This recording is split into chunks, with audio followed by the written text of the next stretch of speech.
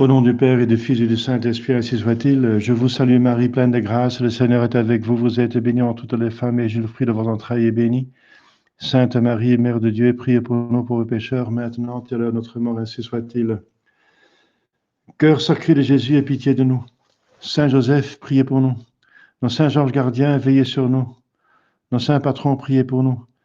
Tous les saints et les anges de Dieu, priez pour nous. Au nom du Père et du Fils et du Saint-Esprit, ainsi soit-il.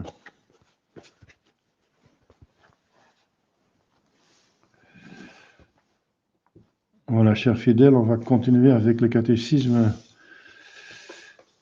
La 5e leçon, l'incarnation.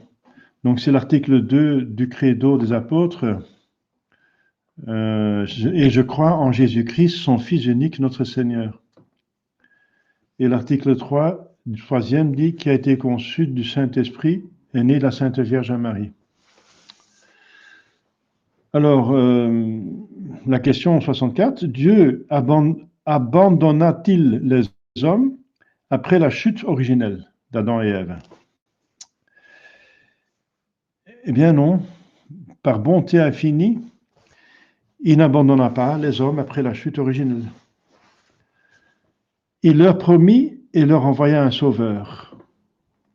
C'est dans la Genèse, le premier livre, il parle au serpent, je mettrai des inimitiés entre toi et la femme, entre ta et sa descendance, et elle t'écrasera la tête. Donc, promis un sauveur.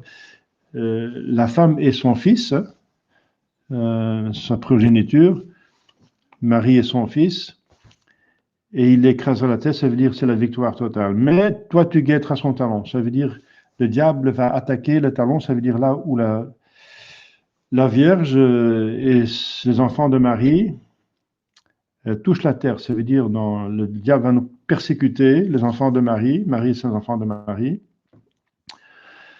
Donc les catholiques, qui sont les enfants de Jésus et de Marie. Dans le talon, ça veut dire dans la possession terrestre, dans la santé, dans le travail, dans tout ce qui est terrestre. Il peut nous causer des problèmes, des croix, des persécutions, même des martyrs, etc. Et que la Sainte Vierge et son fils, Jésus, écrasent la tête de serpent, ça veut dire qu'il aura la victoire finale. Ça veut dire le ciel, qu'on ira au ciel et que le diable va être refoulé en enfer pour toujours. Alors, qui est le Sauveur? Le Sauveur est Dieu le Fils, donc la deuxième personne de la Sainte Trinité, qui s'est fait homme, ou ça s'appelle aussi incarné. Carne, ça veut dire la chair, est devenu chair, donc est devenu homme.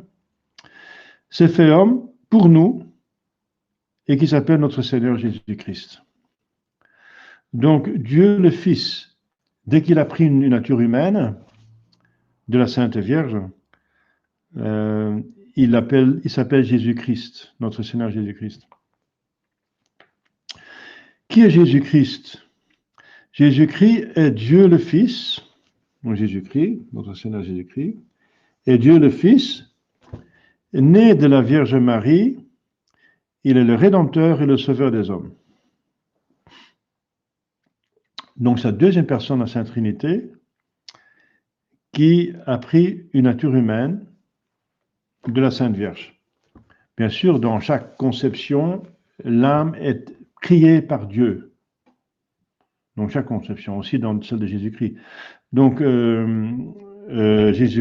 Dieu a fait un miracle finalement, parce que ne pas avoir un père terrestre et n'avoir une seule mère, c'est pas normal. C'est au-dessus de la nature. Dieu peut le faire par miracle. Donc, il y a eu l'élément qui vient de la mère, l'ovule, comme dit la science moderne. Maintenant, on en sait plus par la biologie et par la médecine. Qu'à l'époque des apôtres et de saint Thomas, etc., dans le Moyen-Âge, maintenant on sait plus. Eh bien, pour l'être scientifique, on peut dire que le Saint-Esprit, parce qu'elle a conçu le Saint-Esprit, donc on l'attribue au Saint-Esprit, parce que c'est une œuvre de miséricorde, de bonté, d'amour. Le Saint-Esprit, l'amour en Dieu, et l'incarnation, c'est une œuvre d'amour et de bonté pour sauver les hommes. Eh bien, donc c'est attribué au Saint-Esprit, c'est une attribution, comme on vient de voir la fois dernière, quand on parlait d'attribution en Sainte Trinité. C'est la question 34, donc sur les attributions. Mais c'est la Sainte Trinité qui l'a faite. Hein. C'est Dieu qui a créé l'âme de Jésus, mais c'est attribué au Saint-Esprit.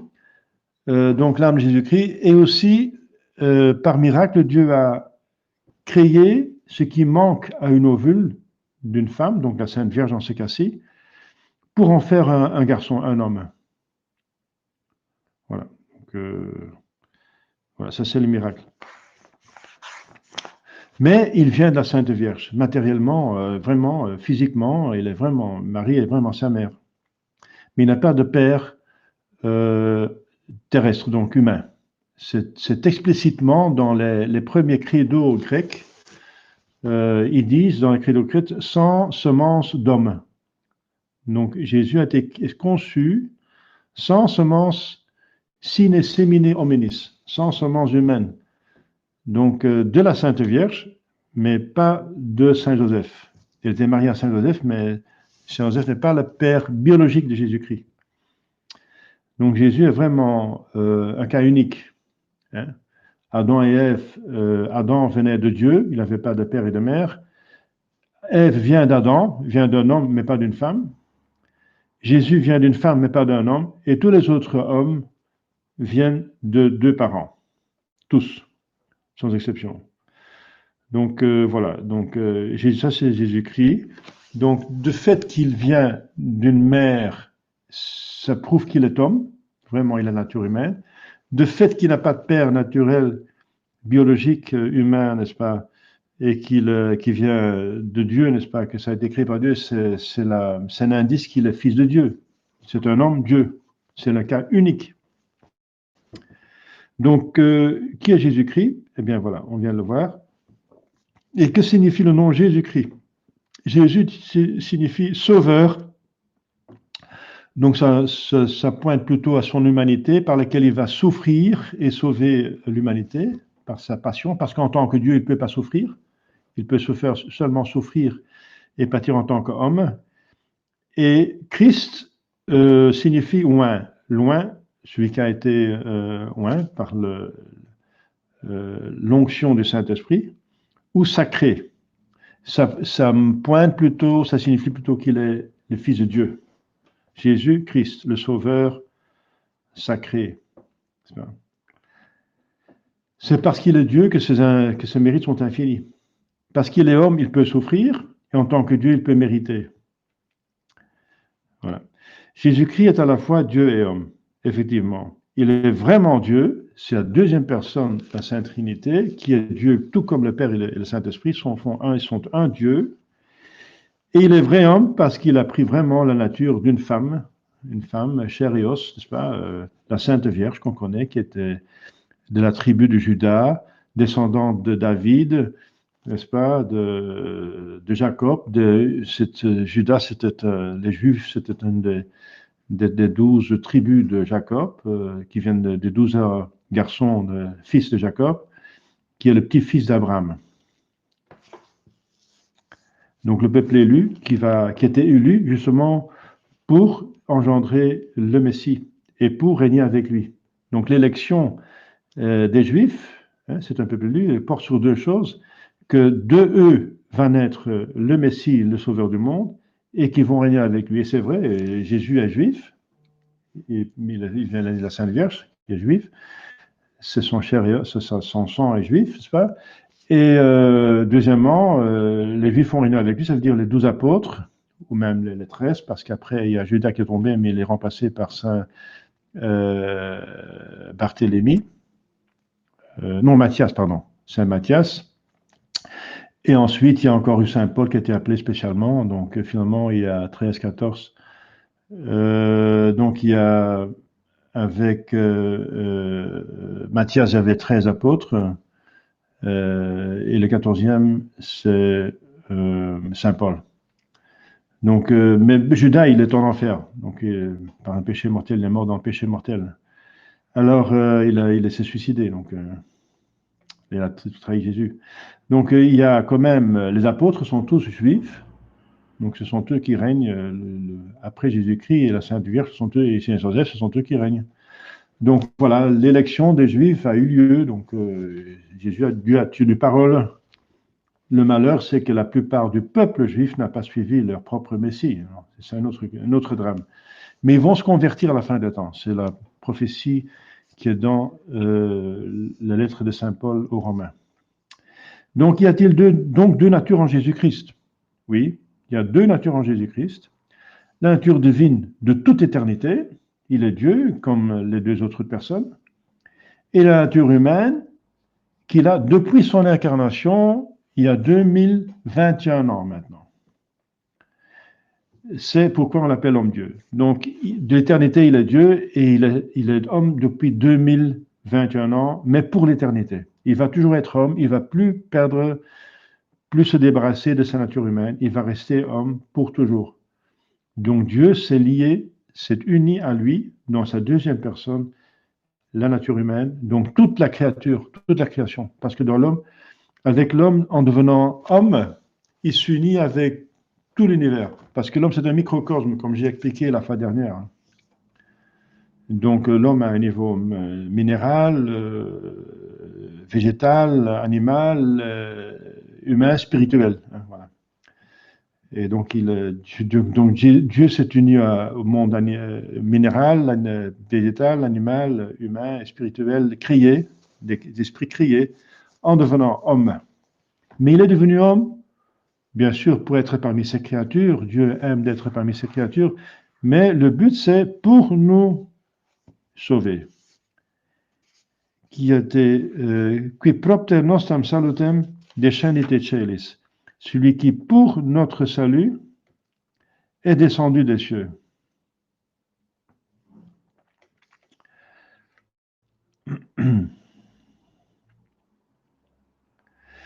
Alors, y a-t-il aussi deux personnes en Jésus-Christ? Ah non, il n'y a qu'une seule personne. C'est ça qui est spécifique, c'est différent avec les autres hommes, parce que Jésus est vraiment homme, mais il y a quand même des différences. Premièrement, il n'a pas de péché originel, comme tout autre homme, sauf la Sainte Vierge Marie, et Adam et Ève avant leur chute. Il n'y a que donc 4 hommes qui n'ont pas eu le péché originel, Adam et Ève avant leur chute, et Marie et Jésus. Eh bien, Jésus n'a donc pas le péché originel, et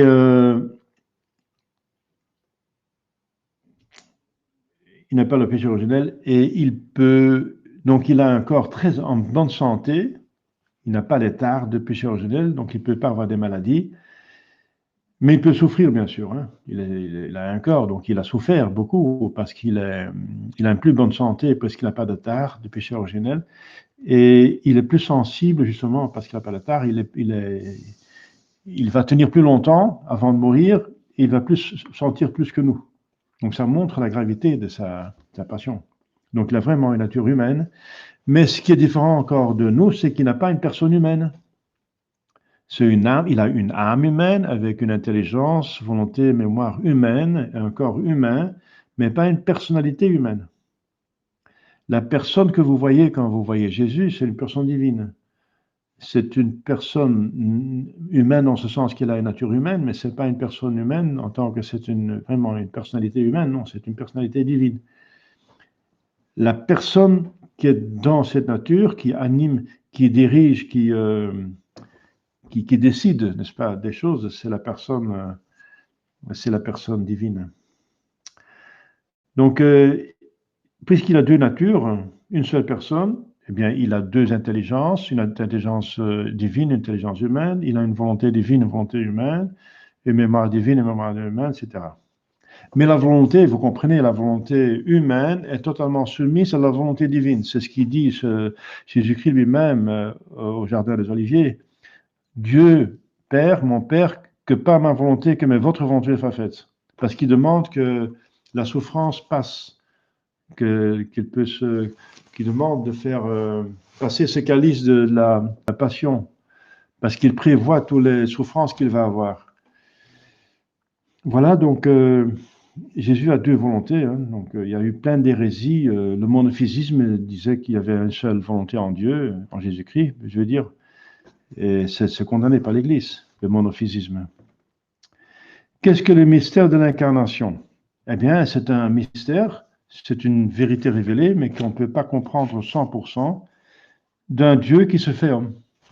Comment est-ce possible qu'un Dieu, si on comprend ce que c'est Dieu, enfin on ne peut pas le comprendre, mais essayer d'intuiter un être infiniment parfait, avec toutes les perfections infinies, inconcevables, n'est-ce pas?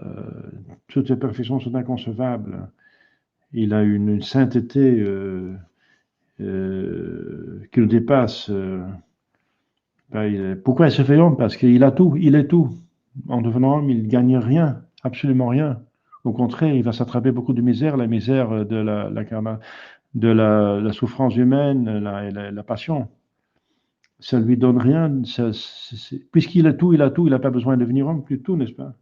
Mais il le fait par bonté, par miséricorde, pour nous sauver. Parce que la dette était infinie. Le péché originel avait une dette, causait une dette infinie de l'homme envers Dieu. Le péché originel a quelque chose le péché mortel, et le péché originel est un péché mortel, a quelque chose, à une dimension infinie, parce qu'une majesté infinie a été lésée. Donc c'est une malice infinie. Alors dans la justice qui demande égalité, hein, si on vole 500 euros, il faut rendre 500 euros. Si on vole 10 000 euros, il faut rendre 10 000 euros. Donc la justice demande une égalité. Eh bien, s'il y a dans la justice, et Dieu est justice, n'est-ce pas? Il y a un négatif moins infini, il faut un positif plus infini pour le mettre en balance. Pour apaiser la justice, la colère de Dieu, il faut mettre en balance la justice. Pour satisfaire au mal, il faut un bien infini. Seul Dieu est infini. Mais un homme a péché, donc un homme doit souffrir. Dieu a dit, si tu manges de cet arbre, tu mourras. Donc un homme va mourir, un homme a mangé, ou des hommes ont mangé de ce fruit, ils doivent mourir. Donc l'homme va mourir, mais seul Dieu a un mérite infini. Donc la solution, c'est un homme Dieu qui paie la dette, qui meurt en notre place, En tant qu'homme, il peut souffrir, il peut mourir, et en tant que Dieu, il mérite infini, puisque cet homme, cette personnalité est une personnalité divine, donc son mérite est infini, parce que Dieu est infini. Donc Jésus-Christ, Sauveur, c'est la seule solution. C'est pour ça qu'il n'y a pas d'autre solution dans aucune autre religion que Jésus-Christ. Il n'y a pas un autre cas d'un homme Dieu. Bouddha ne peut pas nous aider puisqu'il n'est pas Dieu. Mohamed non plus, il n'est pas mort pour nous. Il ne peut pas donner la rédemption, il ne peut pas satisfaire la justice de Dieu. Donc il n'a aucune religion qui peut faire ça, sauf s'il y a un seul cas, il n'a pas de salut dans aucun autre, dit la Sainte Écriture. Saint Pierre le dit dans un de ses livres, de ses lettres. Non essin alico alio salus, il n'y a pas de salut dans aucun autre. Vous connaissez maintenant la raison, puisqu'il faut un homme Dieu. Et il n'y a un seul cas d'un homme Dieu. En dehors de Jésus-Christ, il n'y a rien. Il n'y a aucune relation avec Dieu. On ne peut pas s'apaiser avec Dieu, on ne peut pas se mettre en ordre avec Dieu sans Jésus-Christ. Jésus-Christ met l'ordre, il apaise la justice de Dieu, il ouvre le ciel, il paie la dette, et puis donc, voilà, il nous rouvre le ciel. Donc Jésus-Christ est absolument nécessaire. C'est vraiment le sauveur, au singulier, le sauveur de l'humanité, de tout homme qui veut l'accepter, bien sûr, de bonne volonté. Est-ce que Jésus-Christ a affirmé qu'il est Dieu? Oui, il a affirmé plusieurs fois qu'il est Dieu. Plusieurs fois qu'il est Dieu. Par exemple, quand il demande aux apôtres, qu'est-ce que les hommes disent que je suis? Et ensuite, il dit, qu'est-ce que vous dites que je suis? Alors, Saint Pierre lui dit, vous êtes le Fils de Dieu vivant. Le Fils naturel, donc le Fils a la même nature que le Père. Hein? Le fils d'un chat a la nature d'un chat. Le fils de l'enfant, enfin, le petit d'une vache a la nature d'une vache. Donc, c'est toujours, donc les petits, donc ceux qui sont fils ou filles, n'est-ce pas, ont la même nature que les parents. Eh bien, quand Saint Pierre dit vous êtes le Fils de Dieu vivant, c'est qu'il a, il a la nature divine.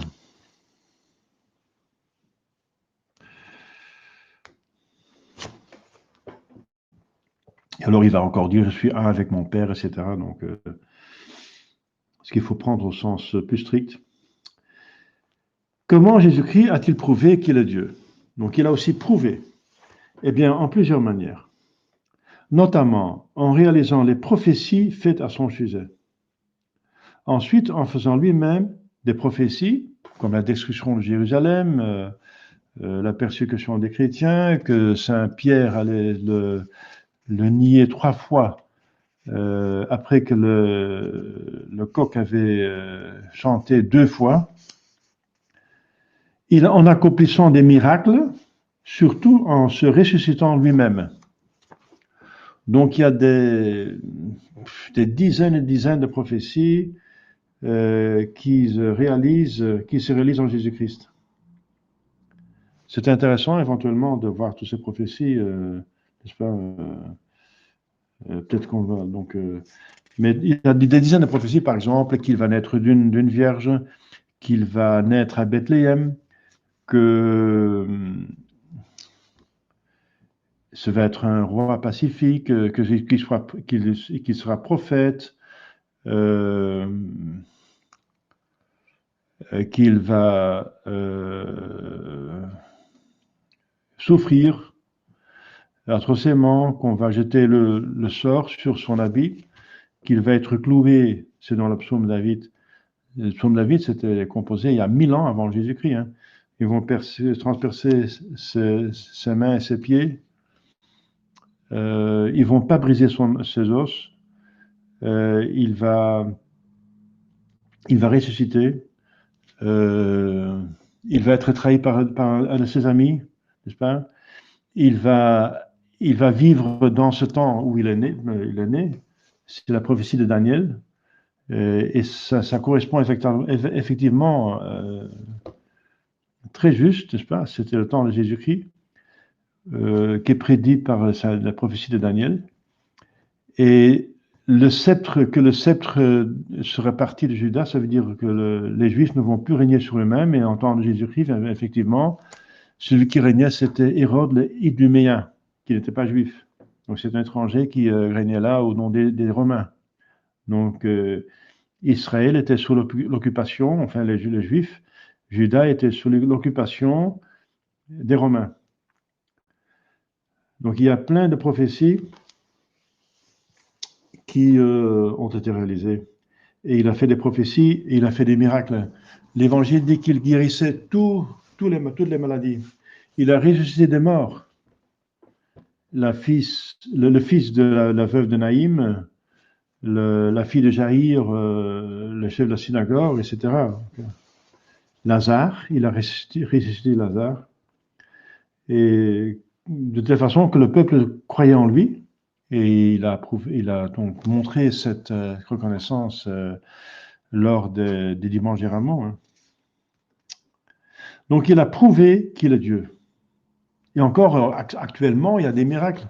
À Lourdes, par exemple, il y a tous les années encore des miracles, des guérisons soudaines, des gens qui sont certainement malades, des maladies incurables, et qui sont définitivement guéris. Encore maintenant, au nom de Jésus et de Marie. Donc, encore maintenant, il y a toujours des miracles qui prouvent que l'Église catholique vient de Dieu, que Jésus-Christ vient de Dieu, et voilà, et que Dieu existe. Qu'est-ce qu'une prophétie? Eh bien, c'est une annonce certaine d'événements futurs que Dieu seul peut connaître d'avance. Même le diable ne peut pas le savoir. Hein, que Saint Pierre, enfin il n'était pas saint en ce moment-là, allait nier 3 fois Jésus-Christ, le diable ne pouvait pas savoir parce que ça dépend de la volonté libre de quelqu'un.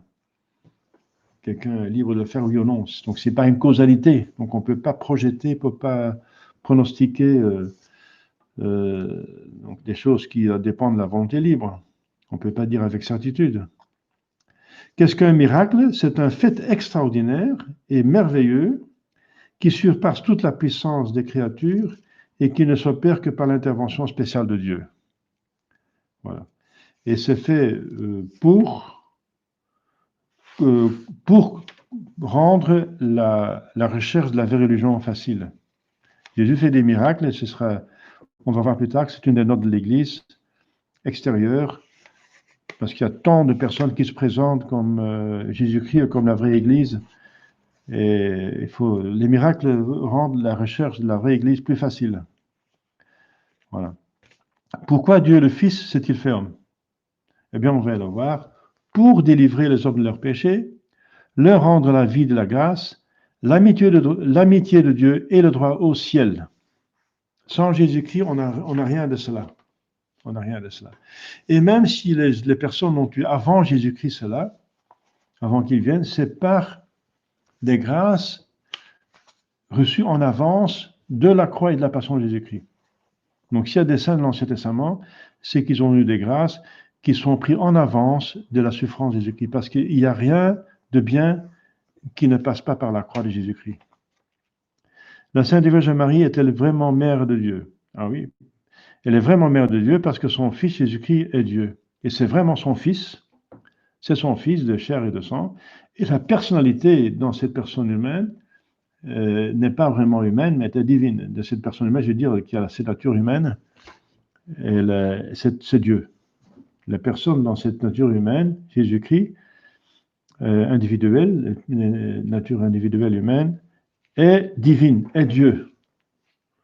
Voilà, donc elle est mère de Dieu, puisque la personne est Dieu, son Fils. Elle n'est pas mère de sa divinité, bien sûr, mais mais une mère n'est jamais mère de l'âme ou de l'esprit d'une personne. L'esprit vient toujours de Dieu.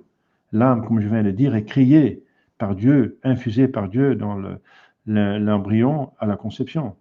Donc l'âme et l'esprit de aucun homme vient de sa mère. Mais quand on dit c'est ma mère, c'est mon père humain, eh bien c'est parce que notre corps vient de la mère et du père. Et dans ce cas, Jésus-Christ, il vient de la mère. Donc Marie est vraiment la mère de Jésus-Christ parce que son corps vient de la mère. Il a été conçu et développé 9 mois elle a porté Jésus-Christ 9 mois dans son sein, il l'a nourri, il l'a éduqué, il a vécu 30 ans avec elle. C'est vraiment son fils et c'est sa mère. C'est comme Marie autant que mère Jésus que notre mère à nous est mère à nous. C'est exactement la même chose. Donc elle est vraiment mère de Dieu parce que cette personne-là est Dieu, le Fils. Saint Joseph est-il père de Jésus-Christ? Eh bien, pas biologique, mais le père nourricier, le gardien de Jésus-Christ, le père légitime. Donc Jésus est né dans son mariage parce que les fiançailles, bien sûr, la Sainte Vierge était fiancée à Saint Joseph quand elle était enceinte de Jésus-Christ, donc elle attendait Jésus-Christ, elle a conçu. Mais les fiançailles comptent là, en ce moment-là, chez les Juifs, comme un mariage. C'était comme un mariage. Disons que les fiançailles, c'est le mariage, et le mariage, c'est la fête. C'est la fête. Mais on est déjà marié avec les fiançailles. Donc, Jésus-Christ est né dans le mariage de Saint Joseph, sans faute, la Sainte Vierge, sans péché. C'est pas même un enfant adoptif qui vient d'autres parents. Non, il vient de sa femme, hein, dans son propre mariage, d'une matière tout à fait légitime et même miraculeusement divine. Donc, il est le père légitime de Jésus-Christ, mais pas biologique, bien sûr. Quelle est la fête qui nous rappelle la naissance de Jésus-Christ? Eh bien, vous savez, c'est Noël, la fête de Noël, et qui est précédée de l'Avent, et où il y a encore un temps après Noël, de l'Épiphanie, et ensuite le dimanche après l'Épiphanie. Voilà. Voilà, c'est une leçon que je viens de terminer. Je ne sais pas si vous avez des questions en chat. Non, d'accord. Hein. Voilà, il y a beaucoup à dire là-dessus, mais c'est quand même l'essentiel qu'on vient de voir. Si jamais des questions, vous pouvez les poser la fois prochaine. Merci.